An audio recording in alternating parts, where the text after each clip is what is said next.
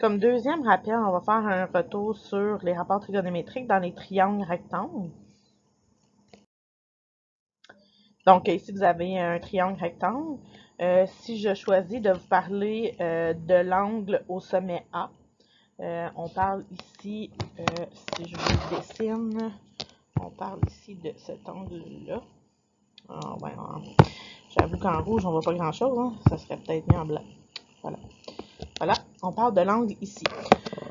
Donc, l'hypoténuse du triangle rectangle, ben, c'est toujours celui qui a en face de l'angle droit. Hein? L'hypoténuse toujours en face de l'angle droit. Ensuite, le côté adjacent à l'angle A, c'est celui qui se situe à côté. Donc, directement à côté de l'angle A. Et finalement, le dernier étant le côté opposé, qui est en face de l'angle A. Et là, à partir de ces informations-là, on pourrait tout faire, mais à l'inverse, à partir du sommet B.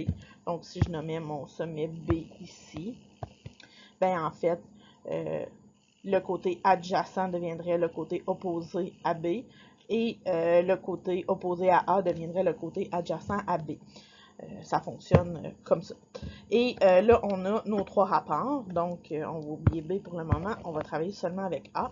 Donc, sin de l'angle A, c'est le côté opposé sur l'hypoténuse.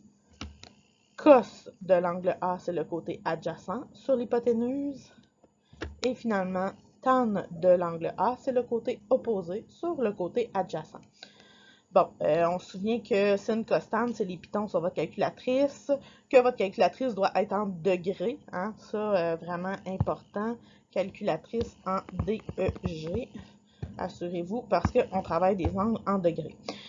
Ensuite, petit rappel, lorsqu'on cherche un angle, on doit utiliser l'opération inverse, soit sin -1, cos -1 ou tan -1. Vous allez pouvoir voir dans Didacti, là, il va y avoir des exemples où on cherche l'angle et des exemples où on cherche un côté. Important de se souvenir comment bien isoler si je cherche l'hypoténuse ou si je cherche le côté adjacent, exemple. Donc, c'est important de se souvenir comment bien isoler. Moi, je vous suggère de prendre en note les exemples qui sont dans Didacti. Alors, voilà.